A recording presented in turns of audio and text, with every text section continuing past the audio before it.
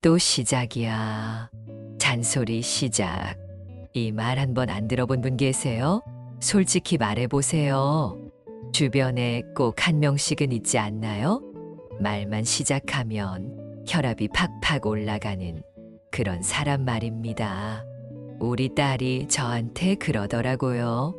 엄마, 요새 혈압약 드세요? 그래서 물었죠. 왜? 그랬더니 제가 전화할 때마다 혈압이 오르실까봐 걱정돼서 그래 하는 거예요. 세상에, 내가 언제 잔소리했다고 그러나 싶었는데 곰곰이 생각해보니 맞는 말이더라고요. 여러분도 한번 생각해보세요. 자녀에게, 남편에게, 혹은 이웃에게 그렇게 하면 안 돼. 이렇게 해야지 라고 습관처럼 말하고 있진 않나요? 아니면 반대로 누군가에게 끊임없이 이런저런 말을 듣고 있진 않으신가요? 오늘은 우리 인생의 평화를 위협하는 잔소리형 인간에 대해, 그리고 그들과 어떻게 평화롭게 지낼 수 있는지에 대해 이야기해 보려 합니다. 제가 알려드릴 방법을 끝까지 들으시면 다음에 잔소리를 마주했을 때 여러분의 혈압계는 더 이상 위험 수치를 가리키지 않을 거예요. 자, 이제 잔소리가 정확히 무엇인지부터 살펴볼까요? 때로는 우리가 하는 말이고, 때로는 우리가 듣는 말이기도 한 이 잔소리의 정체에 대해 파헤쳐 봅시다. 안녕하세요, 여러분. 오늘 영상을 시작하기 전에 구독과 좋아요 부탁드려요. 여러분의 작은 관심이 저에게는 큰 힘이 됩니다. 잔소리는 말투가 아니라 습관이다. 그 옷은 왜 또 그거 입었어? 이제 그만 좀 누워 있어요. 그렇게 먹으면 배탈 난다니까. 이런 말들 어디서 많이 들어보신 것 같지 않나요? 혹시 여러분도 이런 말을 자주 하고 계시진 않은지요? 사실 이런 말들은 걱정으로 포장된 공격일 때가 많습니다. 말하는 사람은 난 너를 위해서 그러는 건데 라고 생각하지만 듣는 사람은 피로감이 2배로 느껴지죠.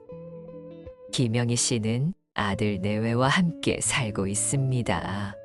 며느리가 아침에 출근하기 전 김영희 씨는 항상 이렇게 말합니다. 오늘도 그 구두 신고 가? 발 아프지 않아? 좀 더 편한 거 신지. 며느리는 웃으면서 어머님, 괜찮아요.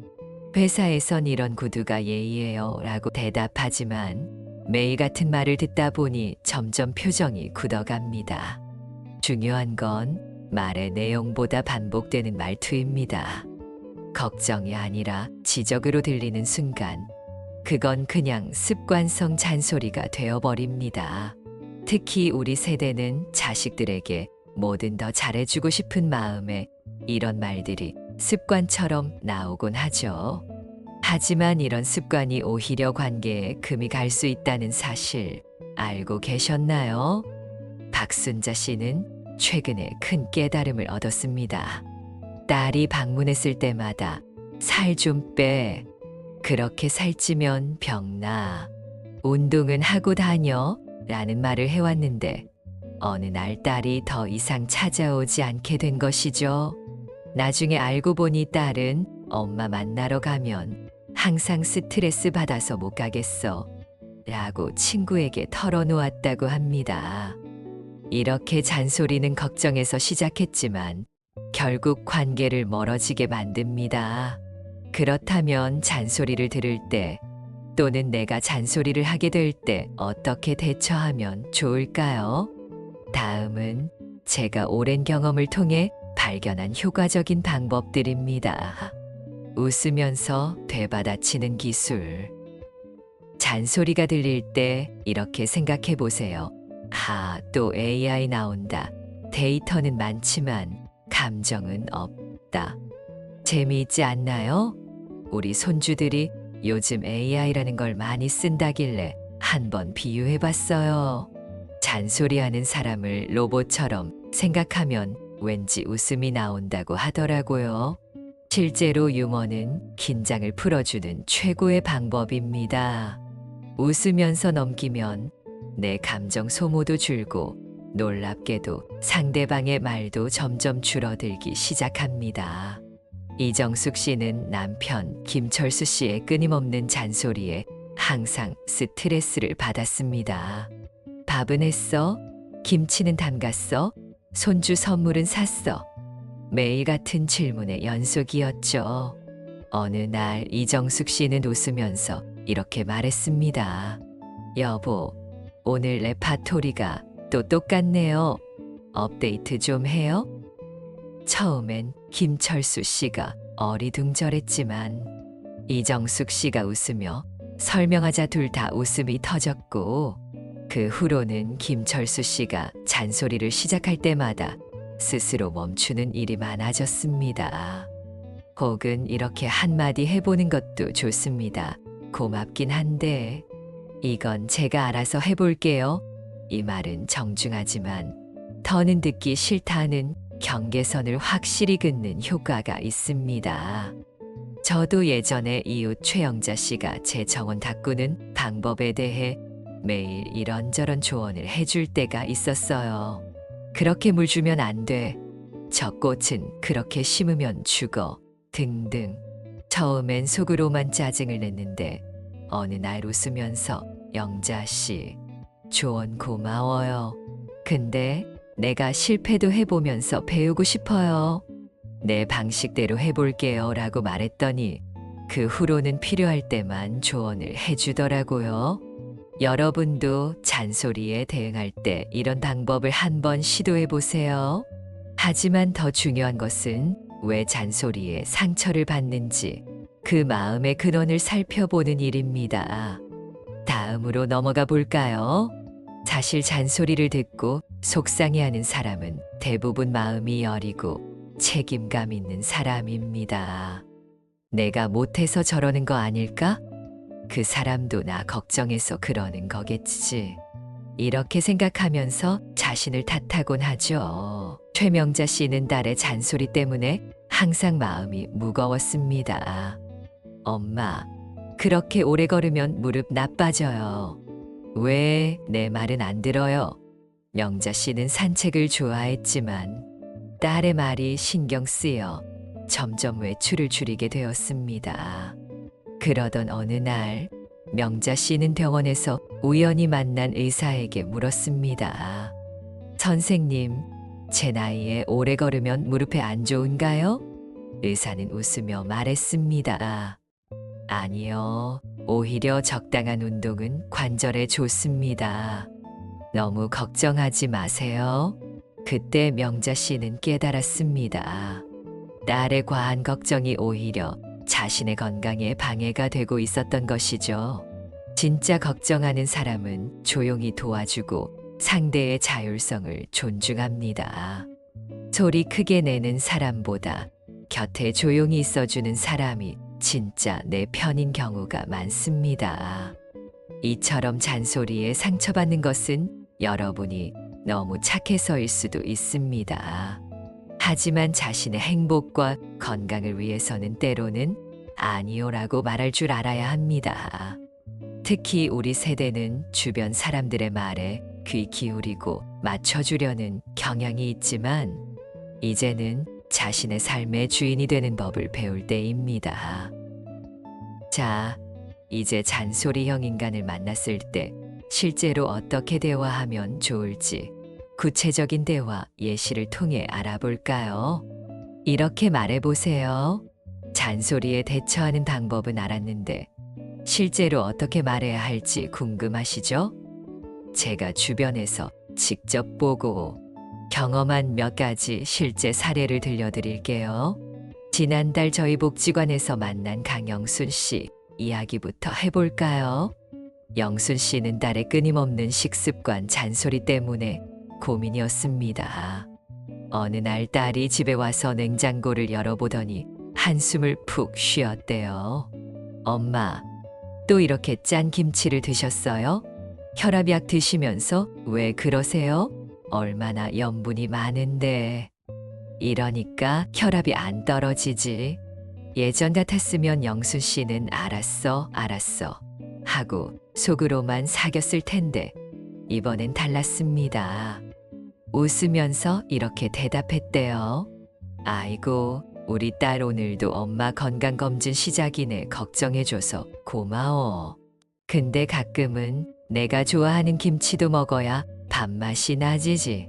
70년 동안 먹던 입맛을 하루아침에 바꾸기가 어렵네. 내일부턴 좀 더 싱겁게 먹어볼게. 오늘만 봐주라.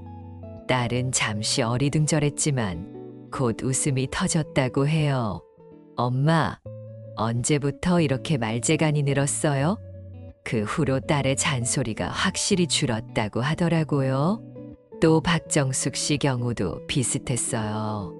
정숙 씨는 아파트 정원 가꾸기를 취미로 하는데 옆집 이영희 씨가 매일 같이 와서 이것저것 조언을 해댔대요. 정숙 씨, 그렇게 물을 많이 주면 화초 뿌리가 썩어요. 내가 30년 화초 키워봐서 아는데 그건 그늘에서 키워야 해요. 아, 그리고 그 흙은 안 좋은 거예요. 처음에는 네, 그렇군요 하고 참았지만 갈수록 정원 가꾸는 즐거움이 사라졌대요. 그러다 어느 날 정숙 씨는 웃으면서 이렇게 말했습니다. 아유, 우리 영희 씨는 정말 식물 박사님이네. 조언 너무 고마워요. 근데 저는 실패도 해보면서 배우는 스타일이라 한번 제 방식대로 해볼게요. 진짜 식물이 시들거나 죽으면 그때 영희 씨한테 달려갈게요. 오늘은 커피 한 잔 마시고 가세요. 이렇게 유머를 섞어 대응했더니 이영희 씨도 민망했는지 그 후로는 정말 필요할 때만 조언을 하더랍니다. 제 친구 최영자 씨는 남편의 집안일, 잔소리로 50년을 살았어요. 설거지부터 빨래, 널기까지 항상 트집을 잡았다고 해요. 어느 날 남편이 또 시작했습니다. 아니, 이렇게 설거지를 해놓으면 어떡해? 저기 구석에 기름기가 남았잖아. 내가 몇 번을 말해야 알아듣냐? 영자 씨는 깊이 숨을 들이마시고 평소와 다르게 대응했습니다. 오, 여보가 이렇게 설거지에 관심이 많았는지 몰랐네요. 눈썰미가 대단하시네. 이제 알았으니 앞으로는 여보가 설거지 담당, 내가 검사 담당할까요? 아니면 각자 자기 그릇은 자기가 씻는 건 어때요? 50년 동안 내가 했으니 남은 10년은 서로 나눠서 해볼까? 남편은 처음에는 벙찔했지만 영자 씨의 웃는 얼굴에 더 할 말이 없었대요. 며칠 후부터 신기하게도 남편이 가끔씩 설거지를 도와주기 시작했답니다. 우리 동네 이상철 씨는 늘 건강에 대해 잔소리하는 아들 때문에 고민이었어요. 아버지, 그 나이에 왜 등산을 가세요? 위험하잖아요. 집에서 쉬세요. 상철 씨는 어느 날 이렇게 대답했대요. 아들, 내가 집에만 있으면 너희가 요양원비 내야 할 날이 더 빨리 올 거다. 산에 다니니까 내가 건강한 거야. 걱정되면 다음 주에 같이 가자. 아빠가 얼마나 건강한지 보여줄게. 이렇게 유머와 진심을 담아 대화하니 아들도 더 이상 등산에 대해 잔소리하지 않게 되었대요. 이런 대화법의 핵심은 뭘까요? 바로 방어가 아닌 대화를 하는 겁니다. 화내거나 상처받거나 무시하는 대신 상대방의 걱정은 인정하면서도 내 방식과 결정을 존중해달라고 부드럽게 알리는 거죠. 그리고 가능하면 웃음을 잃지 않는 것. 웃음은 긴장된 상황을 풀어주는 마법 같은 힘이 있습니다. 여러분도 한번 시도해 보세요. 처음에는 어색할 수 있지만 연습하다 보면 어느새 잔소리에 대처하는 자신만의 현명한 방법을 찾게 될 거예요. 잊지 마세요. 내 마음의 평화는 내가 지키는 겁니다. 거리두기의 기술. 가끔은 아무리 노력해도 잔소리형 인간과의 관계가 개선되지 않는 경우가 있습니다. 이럴 때는 심리적 거리두기가 필요합니다.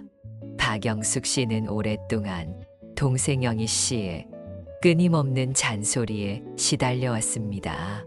언니는 왜 그렇게 옷을 입어? 그 머리 스타일은 안 어울려? 그렇게 살면 늙어서 어떻게 살려고? 만날 때마다 비판이 이어졌습니다. 수년간 참아왔지만 영숙 씨는 결국 심리적 거리두기를 결심했습니다. 동생과의 만남 빈도를 줄이고 전화 통화도 짧게 끝내기 시작했습니다. 그리고 만날 때는 깊은 대화보다는 가벼운 주제만 이야기했지요. 처음에는 죄책감이 들었지만 시간이 지나면서 영숙 씨의 마음은 훨씬 평온해졌습니다. 그리고 흥미롭게도 만남이 줄어들자 동생도 조금씩 변하기 시작했습니다. 예전처럼 쉽게 비판하지 않고 더 조심스럽게 말을 골라 하게 된 것이죠. 심리적 거리두기의 핵심은 상대방을 미워하거나 완전히 관계를 끊는 것이 아닙니다. 그저 자신의 마음, 건강을 위해 적절한 경계를 설정하는 것입니다. 이것은 이기적인 행동이 아니라 오히려 건강한 관계를 위한 필요한 과정입니다. 여러분도 주변에 잔소리가 심한 사람이 있다면 때로는 오늘은 좀 피곤해서요 라고 말하며 만남을 미루거나 그 주제는 다음에 이야기해요 라고 말하며 대화 주제를 바꾸는 것도 좋은 방법입니다. 하지만 더 중요한 것은 내가 혹시 다른 사람에게 잔소리형 인간이 되고 있는 건 아닌지 돌아보는 일입니다. 다음 챕터에서는 그 부분에 대해 이야기해 보겠습니다. 나도 모르게 잔소리형 인간이 되어 있진 않은가? 잠시 솔직하게 자신을 돌아볼까요? 혹시 여러분도 다른 사람에게 잔소리형 인간이 되어 있진 않나요? 자녀에게, 손주에게 또는 배우자에게 습관적으로 이런저런 말을 하고 있진 않은지요? 이영자 씨는 어느 날 큰 깨달음을 얻었습니다. 딸이 아이들을 데리고 방문했을 때 영자 씨는 평소처럼 이것저것 조언을 시작했습니다.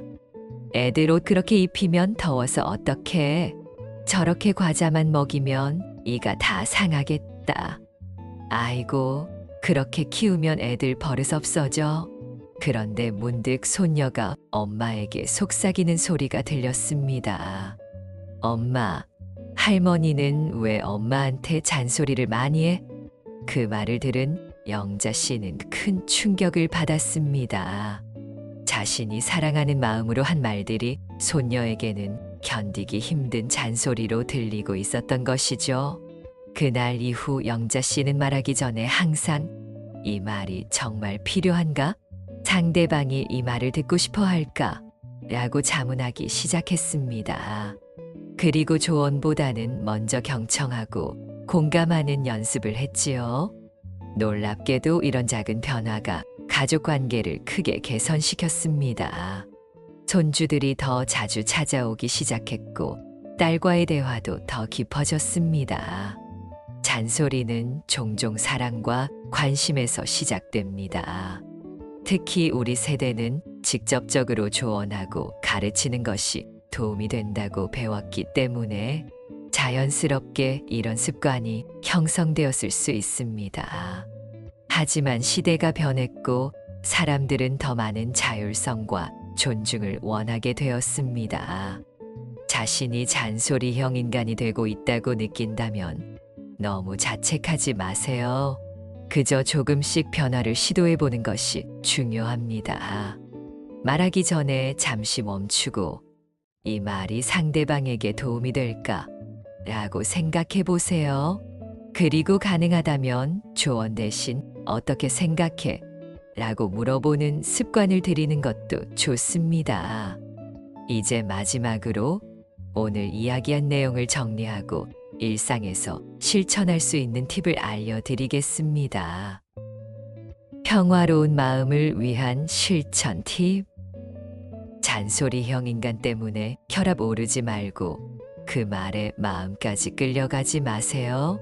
내 삶은 내가 운영하는 것이니까요.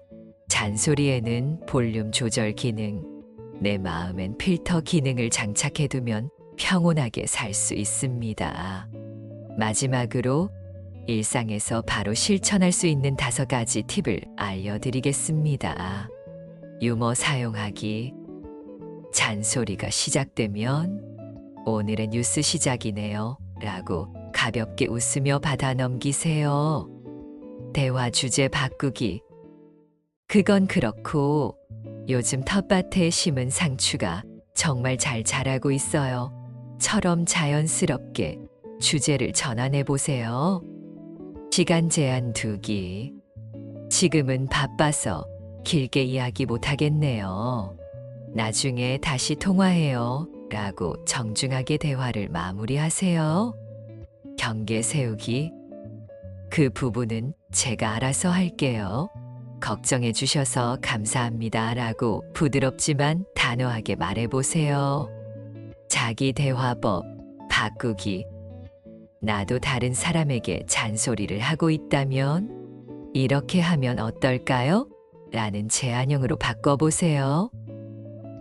김순자 씨 이야기로 마무리하겠습니다. 순자 씨는 오랫동안 며느리의 집안일 하는 방식에 대해 끊임없이 잔소리를 했습니다. 그러다 어느 날 친구가 이런 조언을 해주었습니다. 내가 그렇게 말할수록 며느리는 더 멀어질 거야. 조용히 지켜보고 필요할 때만 도와주렴. 처음에는 받아들이기 어려웠지만 순자 씨는 용기를 내어 변화를 시도했습니다.